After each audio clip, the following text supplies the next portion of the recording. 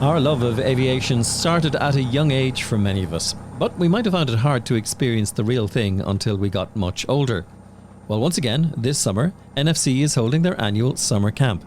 The Aviation Summer Camp includes an introductory flight lesson and some of the briefings from the private pilot's licence course, in addition to 2 hours in a glass cockpit flight simulator. I headed out to Weston to speak with the head of training at the National Flight Centre, Dara Owens. It's really to give young people a taster of what it's like to fly. It's really aimed at people who would considering getting into aviation either as recreational pilots or indeed as airline pilots. And it gives them a sense of what it's like to fly, to study a little bit, to learn more about aviation both on the ground and in the air. I think at some stage young people will say to their parents, I'd like to be a pilot, or I'm thinking of working in aviation, and they might be a bit wondering, well, where do we start, where do we go? Well, the problem, as I think we all acknowledge in the industry, is it's surprisingly hard for people to get information. It's all very well for us. We're accustomed every day to working in aviation, but it can be quite a challenge for young people to not just to get the information about, well, where do I learn, but also to work up the nerve to come somewhere and meet people who are in the industry already. And we try to, in our summer camp program, make that an easy process and something that they'll enjoy doing, and that they can see how welcome they can be within the business. And it is about that welcome. What's the typical age profile then for somebody that it would be suitable for to go to the camp? Well, we're looking really ideally people from about 15 to 18. So these would be sort of junior cert up to leaving cert. What do you have planned for them then when they join? They come and get a tour of our facility. They get briefings, the typical kind of pre-flight briefings that one might get at very early lessons. We give them an introductory flying lesson, and we also give them 2 hours of simulator training. And further, then they get presentations from existing pilots and from our instructors on what it's like to be an airline pilot and what sort of path they might want to forge to becoming an airline pilot. It's kind of interesting. Your plan then is really to lower the barriers and make it a little bit more accessible for people. I think we believe in it's a bit of a cliche nowadays, but if you can see it, you can be it. It's all very well to read things on websites, but it's another thing to come and meet real life human beings. When you have people coming through the camp, and we'll talk about the facilities here in a minute and what they see, do any of them or do many of them then convert at some point to a career? We've been doing these summer camps for well over 2 years now. Approximately 3, maybe sometimes 4 a year. They're generally scheduled around the holiday break times.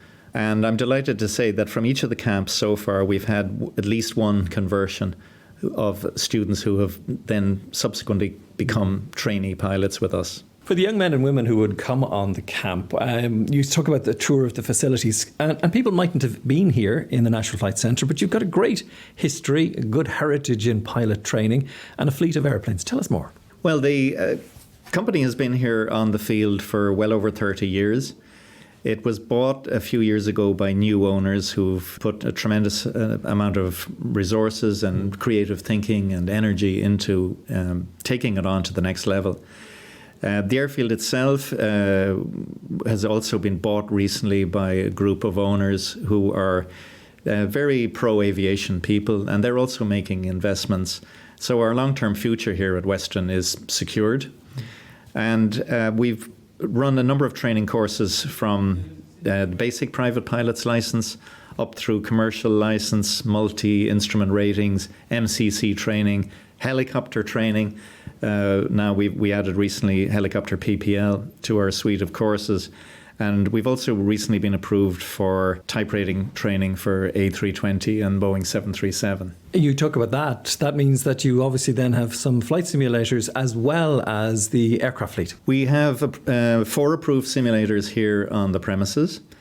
And further then for the type rating training, which is just really getting underway, we've been approved to use various appropriate simulators in other facilities. Can you take me back to the routes to a commercial pilot's license? Because, the idea that you could go and sign up for a course and get it all done at one go, and the idea that you can do it in a kind of a built-up way as you go along. What do you offer here? Well, there are two main routes. We've got modular training, which is really training in segments, if you like. People who are doing modular training will typically start by doing their private pilot's license. They may be working, financing it while they're working along. They might take a little break to go back to the well, as it were, to raise some more funding. At the same time, perhaps doing their commencing their ATPL or commercial theoretical knowledge training. Kind of route then typically takes 3 to 4 years for somebody to build up to the commercial pilot's license. The other main route is integrated training, which is a full-on 5 days a week, full-time program, And that itself takes approximately between 18 months and 2 years to complete. For you as head of training, what's it like when you meet some of your students later crewing an aircraft you might be on, a commercial aircraft, for example? Well, it's very exciting, and it's funny you should mention that, because just 2 nights ago I was collecting my son and his girlfriend from Dublin Airport, and as I was standing there in the arrivals area, out comes one of our students who just graduated about 6 months ago, subsequently joined a major European airline. And had just come from flying his 737 back from Bucharest. And we had a little chat, and it's immensely rewarding as a teacher and as somebody who loves aviation to watch people come in and from those very early days, you see not only their flying skills develop, but you really see a tremendous development in them personally, and it's extremely rewarding. Have you a philosophy of training and teaching here, again, as head of training? Like, what's important to you that happens here? A big point we emphasize here is that what's called theoretical knowledge training, it's not actually a term I'm 100% like. I'd prefer to call it aeronautical knowledge. But anyway, the term of art right now is theoretical knowledge. But the academic side of things, we constantly stress, is equally, if not more important than the actual flying side of things. You really have to know what you're doing when you're in the cockpit. And the knowing of what you're doing is very much underpinned by the academic knowledge and the theoretical knowledge. So we're really urging people to really invest enormously in that, and not to regard it as a sort of add-on or something that has to be somehow gotten out of the way before they do the exciting stuff. So in concert with that emphasis on the theoretical, on the academic aspects, we also place a really huge emphasis on basic handling skills. Because notwithstanding that people get into highly automated cockpits, they really do need to know how to fly an airplane. And we put a lot of emphasis on that, and for them to understanding at all times their aerodynamic situation.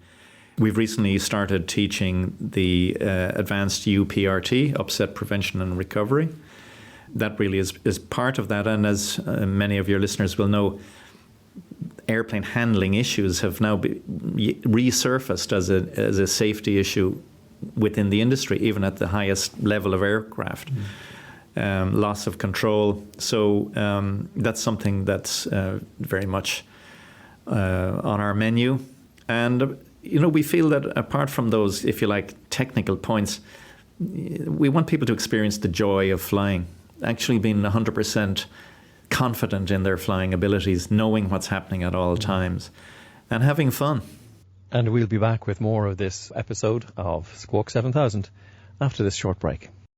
I'm curious for you as the head of training, and with all of the work that you've got to do you ever get a chance to take an airplane out and have a bit of fun? I do. Well, it's important to keep current, for one thing, of course. Again, as many listeners will know, the moment you let a rating lapse, it becomes a nightmare often getting it back again. And so this afternoon I'm heading out in one of our twins with a student who's just starting his multi-class rating.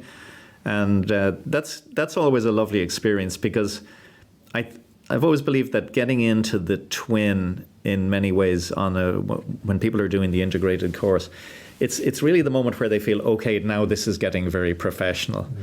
And they've already done a lot of flying. They know how to fly aircraft, but they're stepping up now. So it's an exciting time.